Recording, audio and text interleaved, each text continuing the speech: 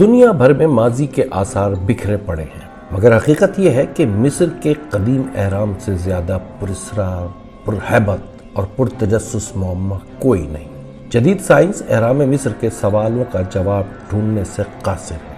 مصر کے دارالحکومت قاہرہ سے صرف 16-17 کلومیٹر دور گیزا کے میدان میں دریائے نیل کے کنارے بکھرے یہ عظیم الشان تکونے مقبرے نہ صرف انسانی ذہن کو مسحور کرنے کی صلاحیت رکھتے ہیں، بلکہ جدید ترین ٹیکنالوجی اور سائنسی تحقیق کے باوجود آج بھی ایک نہ حل ہونے والا سوال ہے۔ آئیے ذرا چلتے ہیں 3000 سال پہلے کے مصر اور کھوج لگاتے ہیں ہزاروں سال ان اہراموں تلے دفن پراسرار رازوں کی۔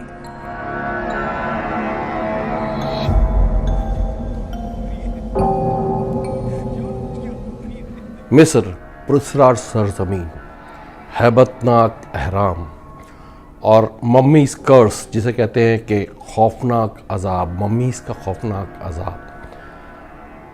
بہت ساری فلمیں آئی ہیں، آپ نے بھی دیکھی ہوں گی کہ خوفناک فلمیں، مگر یہ صرف داستان ہے یا حقیقت؟ اگر حقیقت نہیں ہے تو پھر ایسا کیسے ہوا کہ توتن خامن کی باڈی یعنی ممی ڈسکور کرنے والی پوری ٹیم ایک کے بعد ایک پراسرار موت کا شکار ہوئی؟ رامسیس دوئم، کیا آپ جانتے ہیں اس کا پاسپورٹ موجود ہے؟ جی ہاں، 3000 سال پہلے مرنے والے فرعون رامسیس دوئم کا پاسپورٹ، بہت ساری پراسرار چیزیں موجود ہیں۔ اتنے بڑے بڑے ٹنوں پتھر، راکس، لائم سٹون، یہ چٹانیں کس طرح 480 فٹ بلندی تک پہنچائی گئیں؟ بڑی پراسرار داستانیں ہیں، بڑی انوکھی چیزیں ہیں مصر میں۔ آئیے چلتے ہیں مصر اور دیکھتے ہیں یہ ڈاکومنٹری۔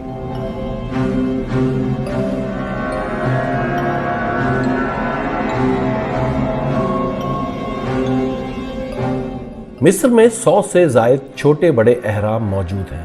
دنیا بھر سے لاکھوں سیاح یہ اہرام دیکھنے گیزا پہنچتے ہیں۔ صرف سیاح نہیں بلکہ اہرام مصر تو صدیوں سے دنیا بھر کے ماہرین آثار قدیمہ کی تحقیق کا مرکز ہے۔ سچ تو یہ ہے کہ جدید سائنس اور ٹیکنالوجی کے باوجود یہ پردہ نہ اٹھ سکا کہ انجینئرنگ کا شاہکار یہ اہرام کیسے بنائے گئے۔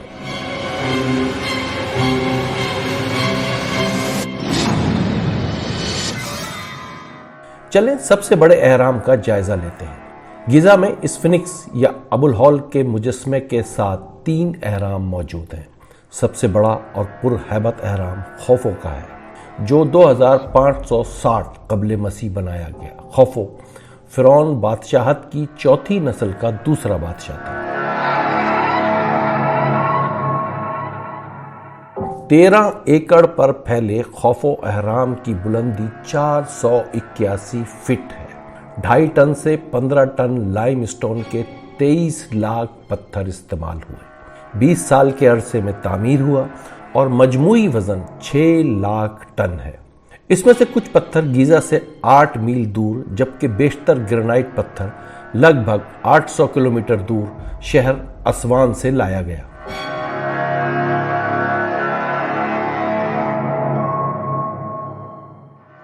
ہم نے یہ تو جان لیا کہ اسکرین پر نظر آنے والا خوفو کا یہ اہرام کب بنا، کیا استعمال ہوا، کیسا ہے، مگر یقین جانیں عقل حیران ہے کہ یہ وزنی پتھر لائے کیسے گئے اور کس طرح 481 فٹ بلندی تک پہنچایا گیا۔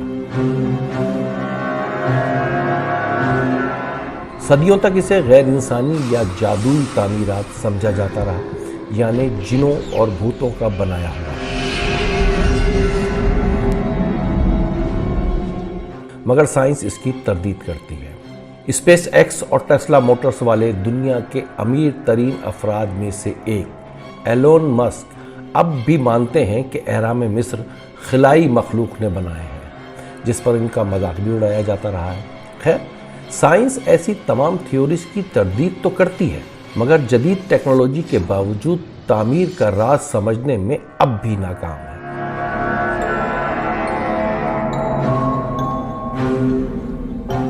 اگر 10 بڑے پتھر روزانہ نصب کیے جائیں تو یہ اہرام یا مقبرہ مکمل ہونے کے لیے 664 سال درکار ہے، دنیا کے اولین مورخ یونان کے ہیروڈیٹس نے دی ہسٹریز میں دعویٰ کیا ہے کہ اہرام غلاموں کی مدد سے تعمیر کیے گئے۔ 1,00,000 مزدوروں کا گروپ 3 ماہ کام کرتا اور پھر دوسرا گروپ اس کی جگہ لے لیتا۔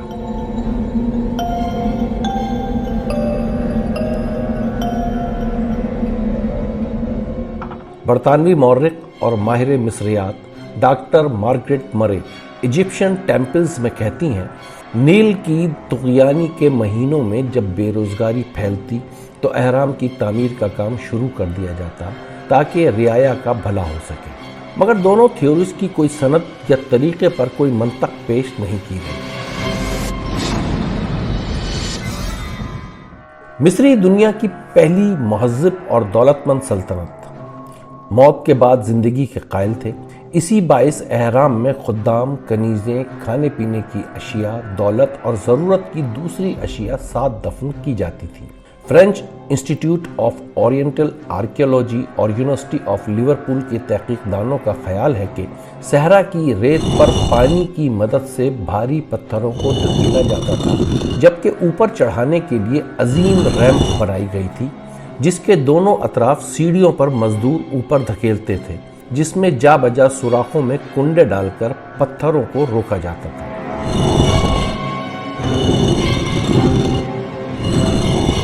مگر معروف ماہرین آثار قدیمہ اس تھیوری کو درست نہیں مانتے۔ ویسے آپس کی بات ہے، عقل بھی تسلیم نہیں کرتی، سو یہ راز آج بھی 5000 سال بعد راز ہی ہے کہ اہرام کس طرح بنائے گئے۔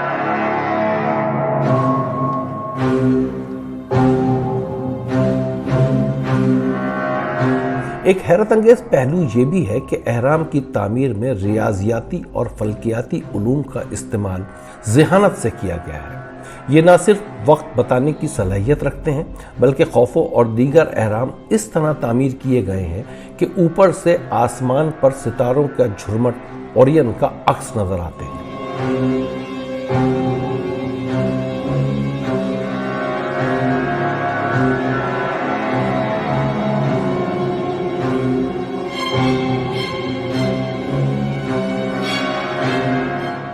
اس سے پہلے کہ توتن خامن کا تابوت کھولنے والی تحقیقاتی ٹیم کی پرسرار موت کا ذکر کریں، ناانصافی ہوگی اگر خوفو کے اہرام کے قریب خوف کے باپ یعنی ابو الہول سے ملاقات نہ کی جائے۔ یہ مجسمہ 179 فٹ بلند، 65 فٹ چوڑا، دور سے تو پہاڑ دکھتا ہے، 2494 قبل مسیح یعنی 4500 سال پرانا۔ ایک بڑی چٹان کو تراش کر بنائے گئے مجسمے میں سر انسان کا اور دھڑ شیر کا ہے۔ کہتے ہیں اس کی پوجا بھی کی جاتی تھی۔ ابو الہول بہت ہیبت ناک۔ ویسے عربی میں لفظ ابو الہول کا مطلب ہے خوف کا باپ۔ زمانے کے ساتھ داڑھی اور ناک کا کچھ حصہ ٹوٹ چکا ہے، مگر اب بھی ہیبت اور خوف سیاحوں کو ڈرا دیتا ہے۔ توتن خامن کا تابوت کھولنے والی پوری ٹیم کی پرسرار موت کی طرف چلتے ہیں۔ اس کے بعد آپ کو بتائیں گے کہ فرعون رمسیس کا پاسپورٹ کیسا ہے، کب بنا اور کس نے بنایا۔ جی ہاں، رمسیس کا پاسپورٹ۔ تو مصر کے شہر سقارہ میں پہلی حنوط شدہ لاش 1615 میں دریافت کی گئی تو دنیا حیران رہ گئی۔ توتن خامن کو پرسرار اور طاقتور فرعون کے طور پر جانا جاتا ہے۔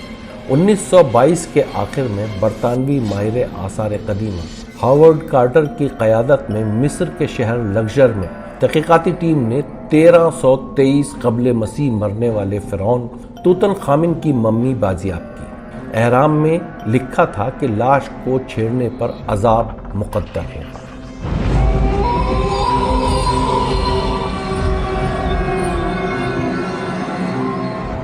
22 دسمبر کو نیو یارک ٹائمز نے اس پیشرفت کی بڑی خبر شائع کی اور ساتھ ہی ناول نگار میری کیرولی کا یہ خدشہ بھی کہ پرسرار فرعون کا عذاب نازل ہوگا۔ ارل آف کارنروون جارج ایڈون اسٹینہوپ، جو نہ صرف ٹیم کا حصہ تھے بلکہ سرمایہ بھی فراہم کیا، کچھ عرصے بعد قاہرہ کی اپنی رہائشگاہ میں پرسرار طور پر مردہ پائے گئے۔ یہ تقریباً 4 ماہ بعد کی بات ہے۔ مصر کے پرنس علی کامل فہمی بے 1923 میں فائرنگ کا شکار بنے۔ سر آرچی بالڈ ریڈ جنہوں نے توتن خامن کی جلی ہوئی لاش کا ایکس رے کیا تھا 1924 میں پراسرار طور پر مردہ پائے گئے۔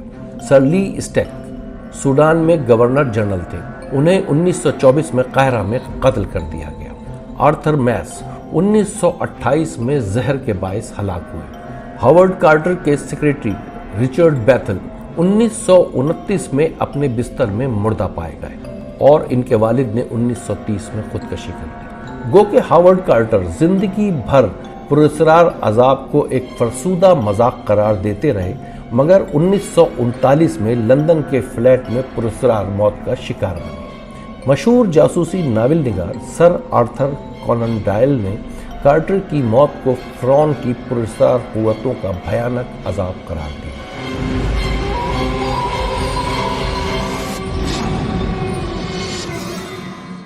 بہرحال حقیقت یہ ہے کہ آج بھی سائنسدان کسی عذاب کی تردید کرتے ہیں۔ تحقیقات کے بعد بتایا گیا کہ 3000 سال قبل دفن ہونے والے توتن خامن کے زیر زمین چیمبر میں گیس بھر چکی تھی۔ حنوط شدہ لاش پر ایک خاص قسم کا بیکٹیریا پایا گیا جو ٹیم کی موت کا باعث بنا۔ مگر سوال یہ ہے کہ 2 افراد قتل ہوئے، آرتھر زہر خورانی کا شکار بنے اور خود ہاورڈ کارٹر واقعے کے 17 سال بعد تک جیے۔ اگر بیکٹیریا وجہ ہوتا تو اتنا طویل عرصہ تو نہ لگتا۔ بہرحال تحقیقاتی ٹیم کی اموات بھی اہرام کے معموں میں سے ایک نہ سلجھنے والا معمہ ہے۔ اب آتے ہیں 3000 سال قبل کے فرعون رمسیس دوئم کے پاسپورٹ کی جانب۔ رمسیس 14 سال کی عمر میں ولی عہد اور 20 سال کی عمر میں بادشاہ بنا۔ مصر کا طاقتور ترین اور کامیاب سربراہ مملکت۔ عمارات، مجسمے، اہرام مصر تعمیر کروائیں، جس میں ابو سمبل معبد، راموسیم، ملکہ نفرتیتی کا عظیم الشان مقبرہ شامل ہے۔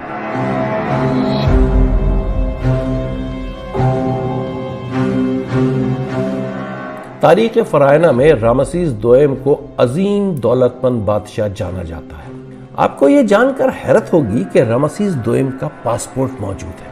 جی ہاں، ایسا ہی پاسپورٹ جیسا ہم اور آپ استعمال کرتے ہیں۔ ہوا یوں کہ دولت مندی موت کے بعد بھی رامسیس کا پیچھا کرتی رہی۔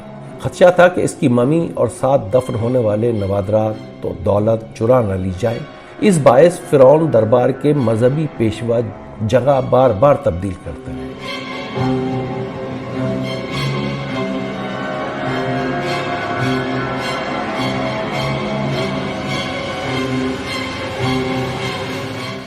رامسیس دوئم کی ممی 1881 ویلی آف کنگز میں دریافت ہوئی، جہاں بیشتر فرعون دفن ہیں۔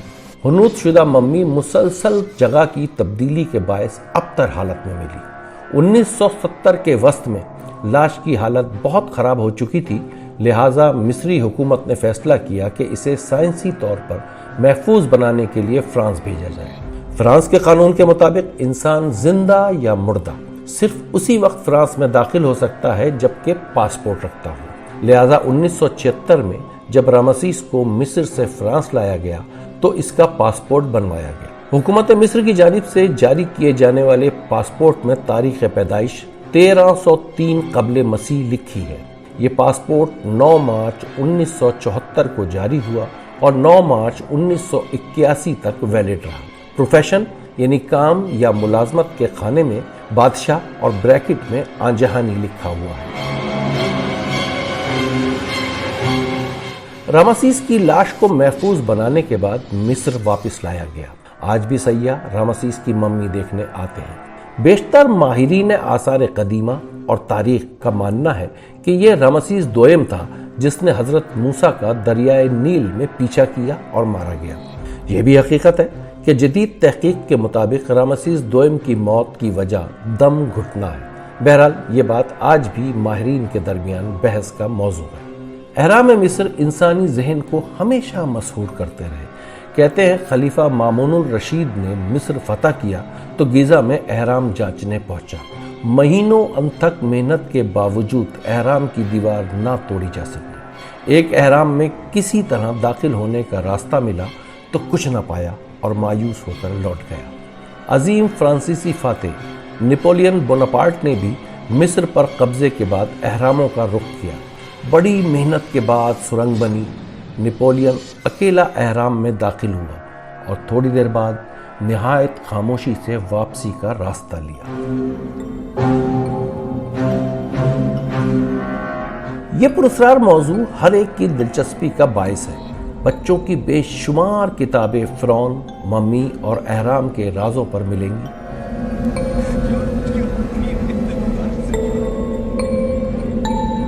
फिक्शन में शायद सबसे ज्यादा किताबें इसी मौजू पर लिखी गई। मगरिब में तो आज भी ये मौजू ट्रेंड है।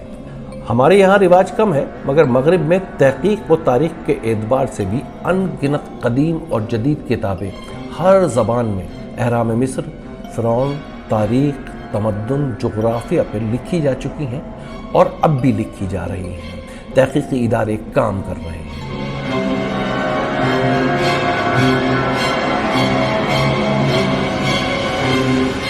मूवीज़ के हवाले से देखें तो लातादाद फिल्में इस पुरस्कार मौजू पर बनाई जा चुकी हैं। दूर क्यों जाएं, माजी करीब में कामयाब तरीन मूवीज़ स्कॉर्पियन किंग और द ममी तो हम सब ने देखी है। मज़ेदार बात यह है कि ममी से जुड़े भयानक अजाब पर सबसे ज़्यादा फिल्में बनाई गई। फ़राइन और एहराम पर तो फिल्में बनी ही हैं। इस फिनिक्स यानी अबुल हॉल पर बनने वाली फिल्मों की तादाद भी कुछ कम नहीं। हॉलीवुड समेत दीगर मुल्कों में बनने वाली इन फिल्मों ने सुपरस्टार्स के साथ कामयाबी के झंडे गाड़े हैं।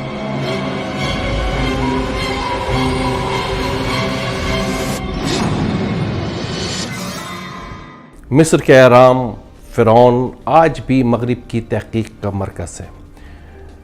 मुल्कों में एप्टमोलॉजी यानी माहिर मिस्रियात, मिस्र के माहिर पाए जाते हैं जो आज भी तहकीक कर रहे हैं, छानबीन कर रहे हैं, रिसर्च कर रहे हैं और बहुत सारे हक़ाइक़ सामने आ रहे हैं। अगर आपको ये डॉक्यूमेंट्री पसंद आई हो तो इसको लाइक करें, शेयर करें। बहुत शुक्रिया।